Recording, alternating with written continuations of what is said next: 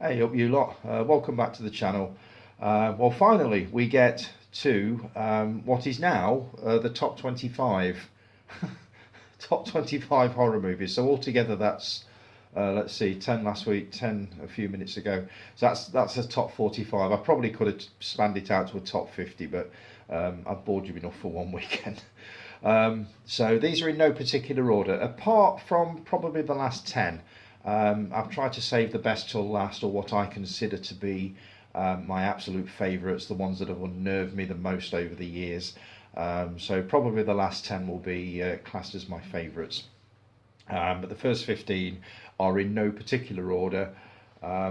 Let's start with Psychomania. I love this. Made in 1971. Starring Beryl Reid, Nicky Henson, who was most famous for being in Witchfinder General with Vincent Price, and Ian Ogilvy. This is a kooky, weird movie. I did a review on the website of this one a while ago and talked about it. It's about a group of bikers who basically try to achieve immortality by killing themselves and coming back to life. That's that's really the best way I can explain it. It is one of the strangest films I've ever seen. It is classic British horror. It's tongue in cheek. It is not taken very seriously. It's got the most hysterical burial scene I have ever seen in any film, and if you ever wanted to watch it, it is worth seeing just for that funeral scene. It is just absolutely brilliant. So that's definitely worth a look.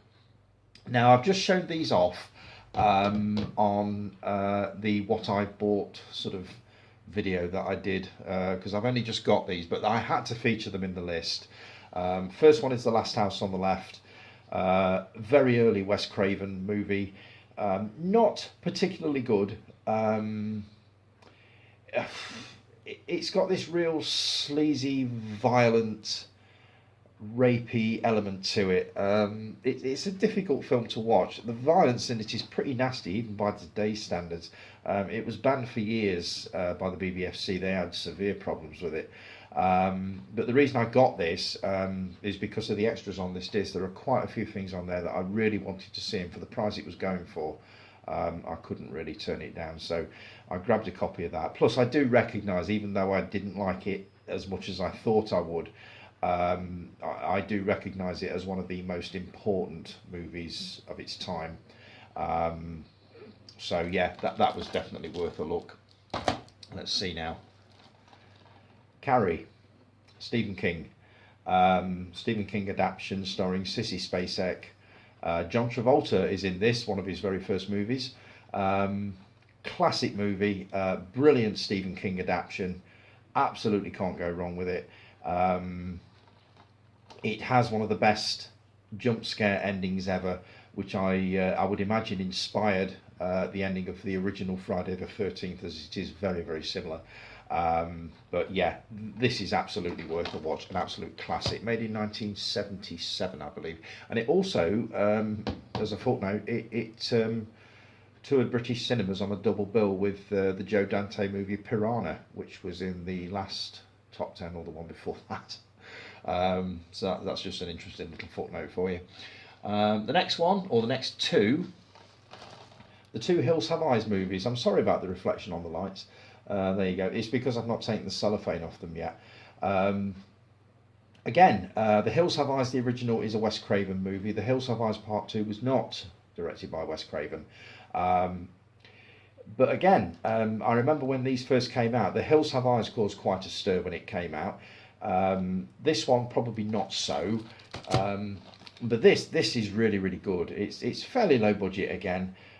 Just about a group of cannibals that live in the desert, and a family happen upon them when their caravan or camper van breaks down in the middle of nowhere. It's quite, I don't know whether you class it as scary nowadays. It's probably quite tame nowadays, but there are a couple of violent scenes in there that make you think, ouch, that must have caused a bit of a problem with the censors. But I thought this was really good. I do remember the first time I watched it, I wasn't overly impressed with it, but I saw it again and liked it a lot more. And I'm looking forward to seeing what it looks like on Blu-ray. There's a wealth of extras on this as well, loads of documentaries. So looking forward to getting into that one. And the final one that I've already shown off already, Book of the Dead. I'm classing this as the whole Evil Dead trilogy, even though I haven't yet seen Army of Darkness, believe it or not. I'm sorry, Chris Hukin, I've not seen it. I've seen the first two several times and loved them, but I've never got round to watching Army of Darkness, and I really, really must put that right.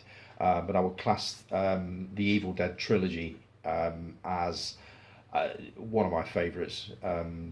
It was powerful stuff in 1982 when it came out. We'd never seen anything quite as energetic and visually violent as this, but it was just superb. Directed by Sam Raimi. It was released, I believe, by Palace Pictures originally. I can still see the video sleeve now, the VCR sleeve now. But yeah, this is definitely well worth a look. They remade the original Evil Dead a few years ago. And again, to be fair, it wasn't bad as a remake or a reboot or whatever you want to call them. It wasn't bad at all. So I would love to watch the original Evil Dead and that remake as a double bill one night. So that'd be worth watching. Not that one. That's not horror. Forget that one. Next one. My Bloody Valentine. The original, made around about 1980-81. It's a typical slasher movie, but this was one of the more unpleasant ones, as I remember, about what is supposedly the ghost of an ex-miner who was trapped down in a mining accident, got out, went completely crazy, and then came back and started killing the residents of the town. It's a really good movie. Again, I've not seen this for quite a while, and I need to catch up with this one. But I remember seeing it at the cinema when it first came out, and it was a bit of a shocker back then. So that definitely features in my top 25. You can't have a top 25 horror movies list without featuring The Wicker Man. Can't remember whether I featured this in the first top 10 or not. I get the feeling I may have done. So if I duplicate any of these in these videos, do forgive me. Age is a terrible thing. The Wicker Man, directed by Robin Hardy, starring Edward Woodward, Britt Eklund. This is another worthy entry into the folk horror genre, alongside movies like Witchfinder General, Blood on Satan's Claw, which I've already talked about. This basically is the story of a small town policeman who's shipped out to a small island off the Highlands to investigate the disappearance of a young girl. He gets embroiled in the sort of the traditions of the village, ancient traditions. This has got one of the most terrifying endings ever of a movie, made in 1973.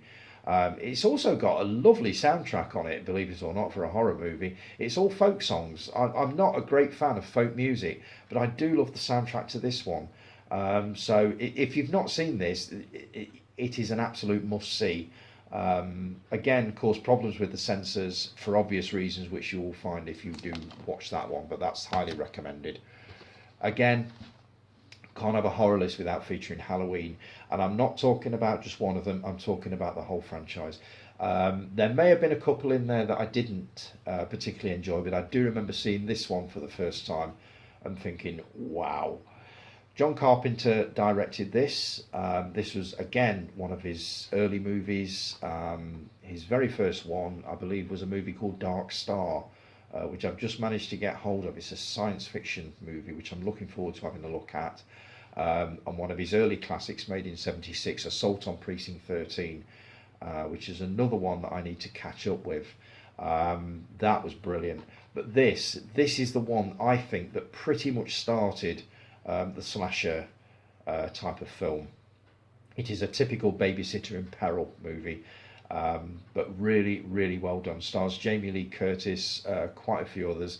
There have been many, many entries in this franchise, and I watched last week Halloween Kills, which is the latest entry, and I quite enjoyed it. The critics have savaged it but the critics savage everything nowadays. I thought it was all right, and I'm really, really looking forward to seeing how I think it's called Halloween Ends, which is the final one. There have even been rumours that they're going to reboot it yet again, featuring another central character. Um, my opinion on that, while I've got the movie out, it's been done to death. Let's leave it alone now. Once you've done Halloween Ends, which I presume is going to be the end, let's just leave it at least for a good 10 years before we start bringing it back again. I can't really imagine who you would, which character you'd base it around, apart from Jamie Lee Curtis's daughter and her granddaughter. But what will be the point? It has pretty much all been done now. And let's face it, Michael Myers must be about 83 years old by now. So, but it's well worth watching. Halloween Kills is worth watching. I'm definitely looking forward to seeing the final entry in the series. So that's worth a lot. This one is actually a TV movie. It was screened one Christmas in the 80s, and it scared me to death.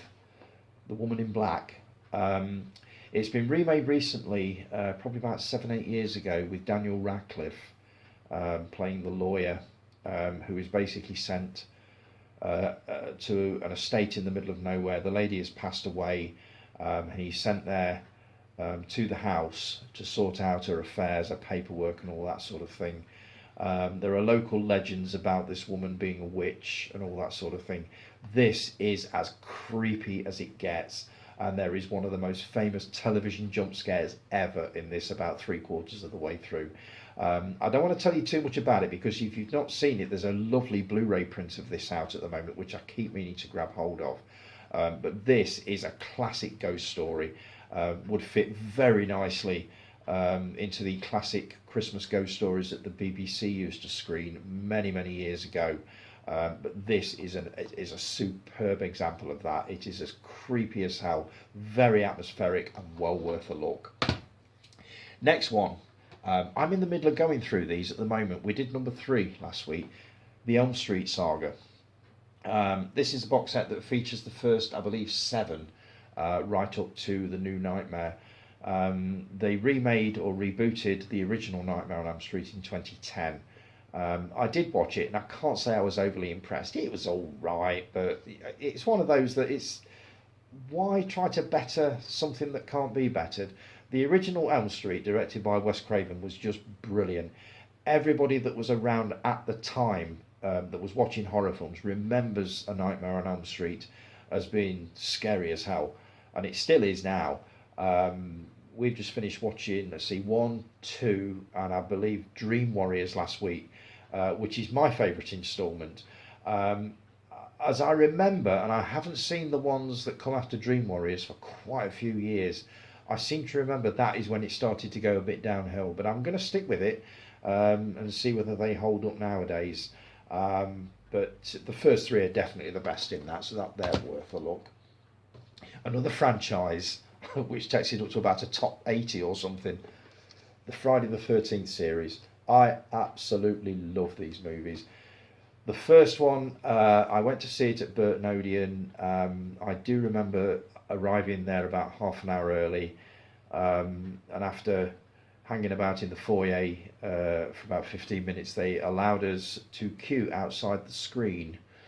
And I remember about 5 or 10 minutes before we were due to go in, I heard the most awesome screaming noise coming from inside the cinema. Everybody was just going batshit crazy, and I thought, what in God's name have I let myself in for here?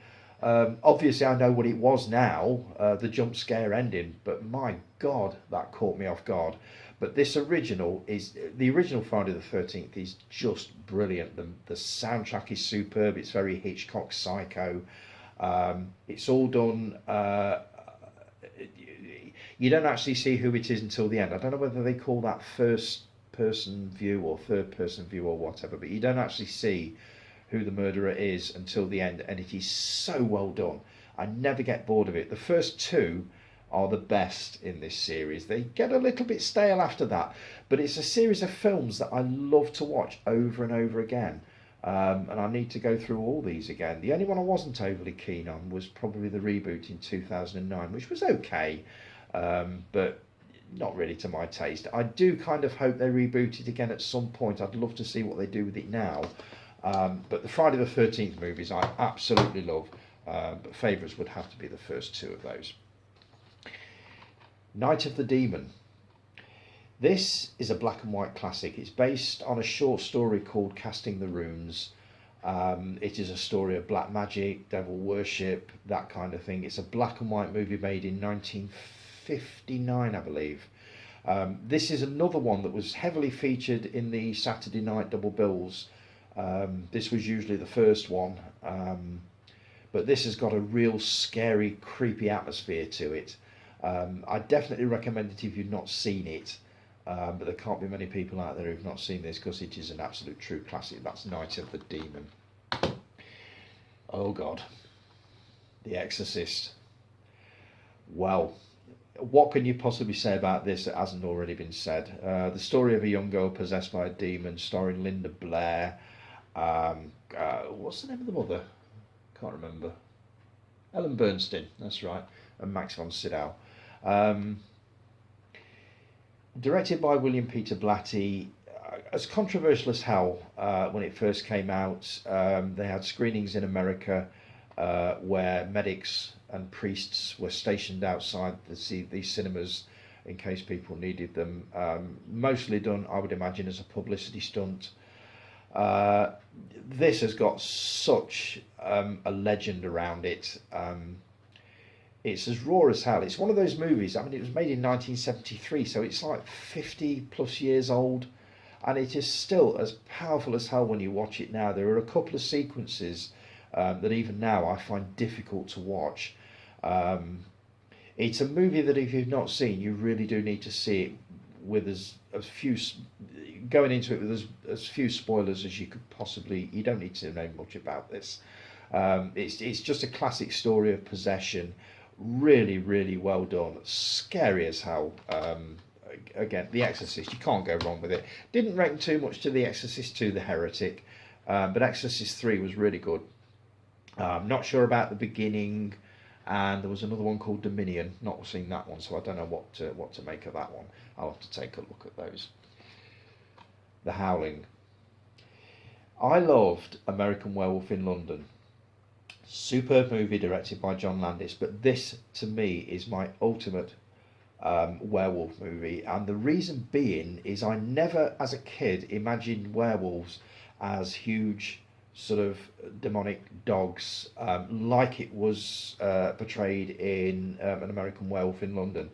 This is the first movie to me that showed werewolves how I imagined them to be, which is basically wolf-like creatures walking up on two legs. There are some genuinely creepy scenes in this. It's set in the middle of the woods, basically. Now, I've got this thing about woods and forests. I'm not overly keen on them at all, and the thought of being trapped in one in the evening is just terrifying. But there are some really, really creepy scenes in this.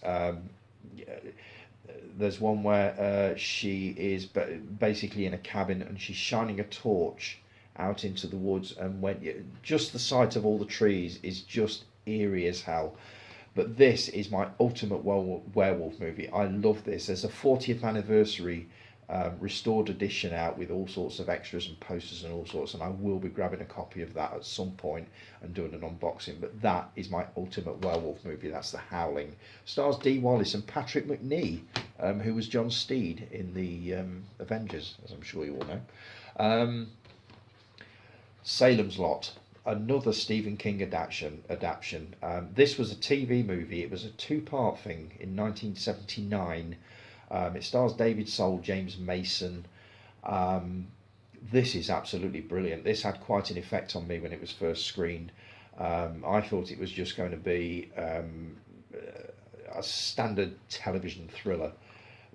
This one, to me, broke the mould.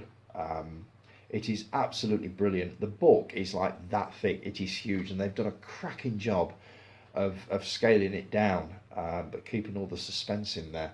If you've not seen this, this is highly recommended, but try and get the uncut version. If it's less than, I believe this is 180 minutes. I can't see it on here because it's so small. but you need the version that is basically the two 90-minute editions. I don't believe they're broken up into 2 episodes on this. I think they've joined them together, but you need the 3-hour version of that one. Well worth it. Dressed to Kill. I love this movie. Brian De Palma, the king of suspense in the 80s. He also directed Carrie, which I featured earlier in the list. This is absolutely brilliant. Michael Caine, Nancy Allen. What's the guy's name? The geezer's name in this? Oh, Angie Dickinson's in this. Policewoman.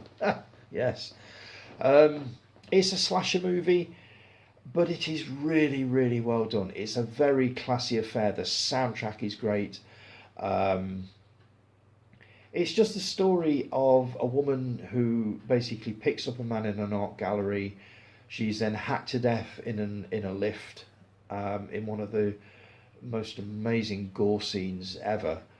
Comes as a complete surprise. Didn't see it coming.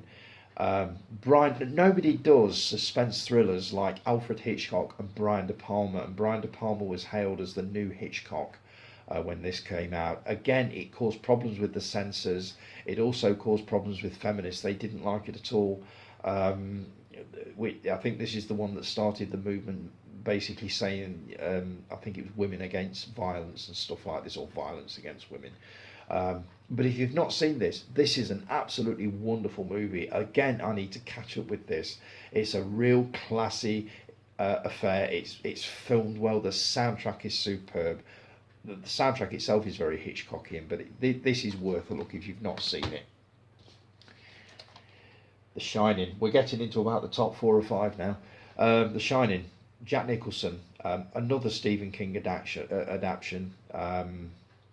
Basically the story of a guy that takes a job in a hotel in the middle of nowhere and basically goes completely crazy, attempting to murder his family, possessed by the spirits of the hotel. Based on a Stephen King novel. You will never see a finer portrayal of a man basically losing his shit. He goes absolutely mental, but very, very slow. Now, this, I believe, is the director's cut, and I believe it's about 2.5 hours long. I need to watch this, but I've just managed to get the audiobook on Audible, and I would really love to see how the book compares to this. So I'm going to try and listen to the book and then watch this. And in case you're wondering why Dr. Sleep hasn't made it onto this list, I haven't seen it yet, so I don't know what it's like, but I've heard it's very good, so that's another one. Creepiest babysitter in peril movie ever. Chris Hukin, you love this movie. You never ever forget the moment when you hear the phone call come through, when the cops tell this babysitter that the menacing calls that she's been getting all night, asking her to check the children, you find out the calls are coming from inside the house. You never forget that moment. Burton Odeon, again, I saw some of the most wonderful movies at Burton Odeon, but this, you never forget that moment. I remember my heart sank when I realised that the calls were coming from actually inside the house. If you've not seen it, this is one of the best babysitter in peril movies ever. Absolutely worth watching. Made about 1978, I believe. Television horror. If you're looking horror without a supernatural twist to it, it doesn't get more horrifying than Threads. I talked about this earlier in the week on the Facebook page. This is quite easily one of the most horrifying television programs I've ever seen. It's a dramatisation of a nuclear strike on a northern town, I believe it's Sheffield, and the aftermath. You've never seen anything like this. It was as shocking as hell when it first came out, which would have been about 1983, and it still has the power to shock now. I can't recommend it enough, but it is a difficult watch. It's one of those movies that you will probably only want to see once, but if anything would put you off, well, not so much put you off, but set you against the idea of nuclear war, this is it. Threads. It's a BBC production. Again, caused major issues when it first came out, but that's well worth a look. One that got right inside my head, and I watched it again the other night, and it did it again. The Blair Witch Project. Opinion divided down the middle on this one. Some people said they watched it and after all the hype thought it was absolute crap. I thought it was brilliant. I loved it. It haunted me for weeks afterwards. It's not going to haunt me for weeks now, even though I've only watched it a few nights ago, but it still has the power to get inside your head for an hour or two after you've watched it. The ending, again, it's just, you don't see it coming. But this is so well done and creepy as hell. Another one set in the woods, so that probably helped it along as far as I went. But yeah, this is one that will really get under your skin if you've not seen it before.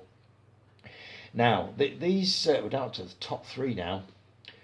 Alien abduction, a subject that really, really unnerves me, and this is one of its finest examples, the fourth kind. I remember being very, very unnerved by this at the time. It's just about a psychologist who is interviewing alien abductees. Again, I don't want to say too much about this. It has a real creepy, ominous atmosphere all the way through. It's got a very found footage feel to it. Definitely worth a look if you've not seen it. Highly, highly recommended. Again, I need to watch it again. I haven't seen it for quite a few years, but I remember being quite freaked out by that one. And also, this one I saw a couple of years ago, and this is another one that really got under my skin. Dark Skies. I've recommended this one to a couple of people since, and one or two have said, I don't get why it was good, but not that good. I thought this was absolutely superb.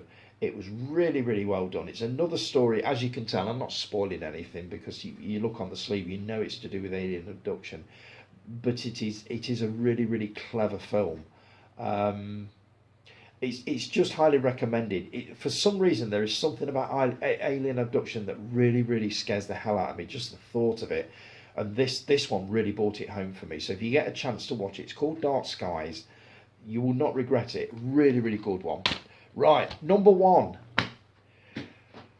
In 1992, the BBC screened a programme. It was a drama, a 90-minute drama that was done in the style of an outside broadcast. And it went down in BBC history. It's called Ghost Watch. It stars Michael Parkinson, Sarah Green, Craig Charles, Mike Smith. It was done as a live investigation of ghosts in a council house in London. This absolutely terrified the hell out of me, and it terrified the hell out of the country. It's gone down in legend. I'm writing a review of this for the website, which I'm hopefully going to publish tomorrow if you want to have a look at it, and that will tell you everything you need to know about it. But basically the story goes that the credits at the beginning stated that it was like a drama starring, directed by. The problem was half of the country tuned in a few minutes after that and believed that this was real. This is another one that truly terrified me at the time. I was one of these people that fell for it. And it wasn't meant as a prank. It was meant as a sort of a serious fun drama for Halloween, and that's all it was supposed to be. But it caused such a stink when it first came out. I remember getting a phone call from a friend of mine who said, "What are you watching?" And I said, "Some Hammer film." "Why?" Straight off he went, "Put BBC One on." "Why?" "Just put BBC One on." And I put BBC One on and sat through this thing and was just absolutely riveted and terrified all at the same time. If you've not watched this, you will either love it or hate it. It's a real Marmite movie, but I thought it was brilliantly done, beautifully acted, scary as hell. It has got, I mean, I'll try and describe it to you in the review if I can. It's difficult. I might actually put this on very shortly and just see whether. But this is another one that really got under my skin, and it is one of the few movies that I can't watch on my own, if you know what I mean. it scares the hell out of me. It has done from the first time I saw it. So if you get the chance, this is my all-time favourite horror, scary, ghost type movie, and that's Ghostwatch. It's a BBC thing. You wouldn't think it would be that frightening, especially watching the first few minutes of it. But believe me, this is as scary as it gets. I thought anyway. I'd be very curious to see what you think. Well, there you go. My top, God knows how many horror movies. Hope you've enjoyed that. I'll be back next week with some kind of an update on what I've been watching, etc. So enjoy the rest of your Halloween, and I will be back with you very shortly. If you've enjoyed these videos, just give me a thumbs up and subscribe. That would be brilliant. I really appreciate that. Take care, folks. As I say, enjoy the rest of your weekend, and I'll talk to you all again very, very soon. Ta-da.